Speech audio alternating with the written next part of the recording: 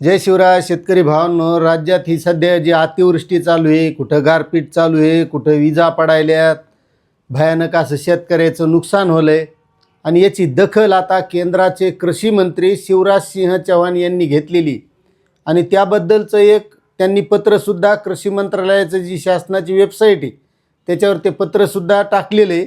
आता ते नेमकं पत्र आपल्याला बघायचं आहे की या माध्यमातून त्यांनी सांगितलेलं आहे की मोदी सरकार हे शेतकऱ्यांच्या कोणत्याही परिस्थितीत शेतकऱ्यांच्या पाठीमागे आहे, शेतकऱ्यांनी घाबरण्याचं काम नाही।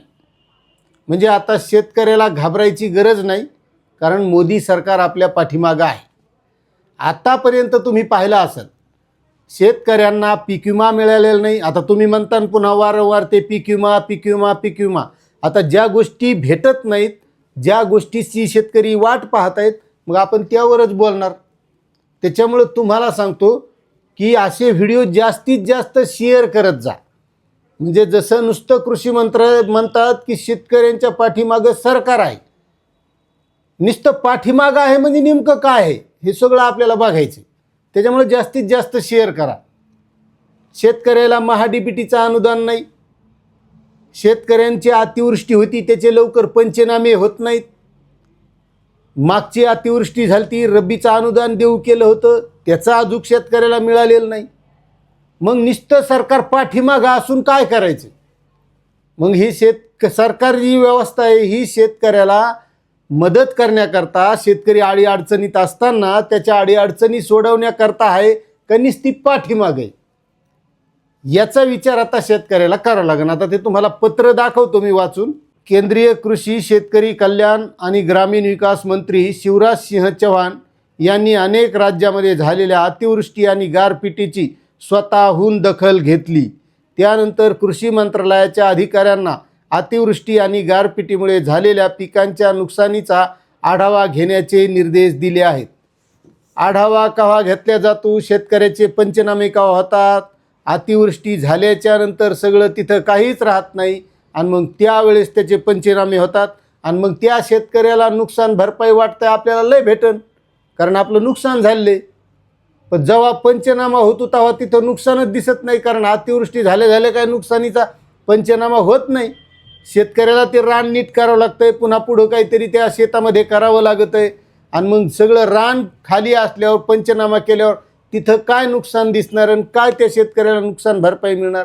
शेतकरी आपला वाट पाहत बसतो, आपल्याला नुकसान भरपाई मिळणार आहे। पुढं बघा, केंद्रीय मंत्री शिवराज सिंह चौहान यांनी संबंधित राज्यांच्या अधिकाऱ्यांची संपर्क साधून माहिती संकलित करण्याच्या सूचनाही अधिकाऱ्यांना दिल्या।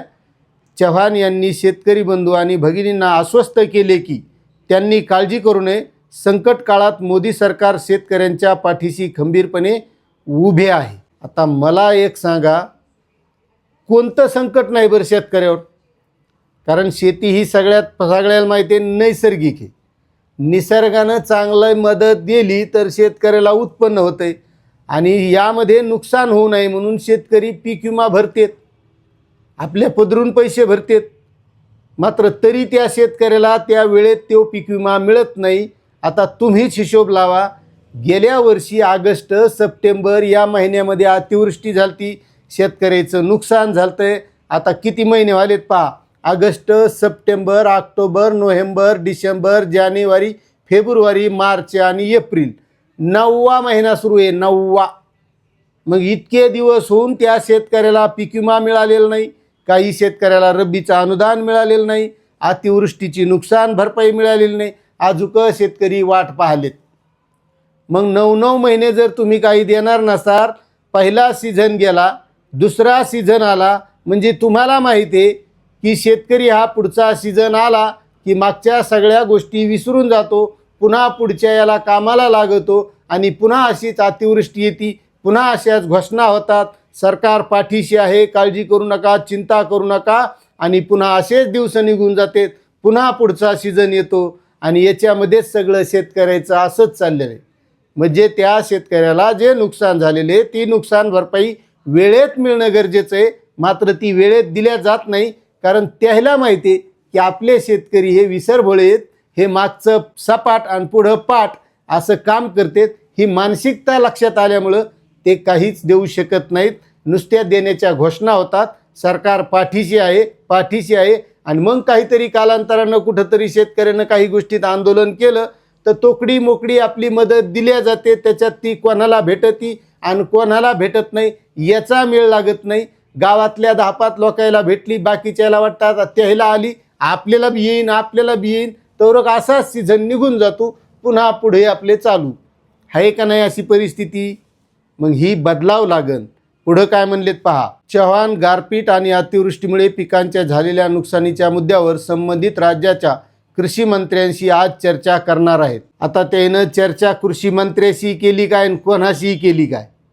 कारण कृषी मंत्री जरी असले कोणत्याही राज्याचे तर ते अशाच गोष्टी सांगत आहेत. आमचं सरकार तुमच्या पाठीमागं आहे, आमचं सरकार असं करत आहे, आमचं सरकार तसं करत आहे. पण शेतकऱ्याचं काहीच होत नाही. धन्यवाद.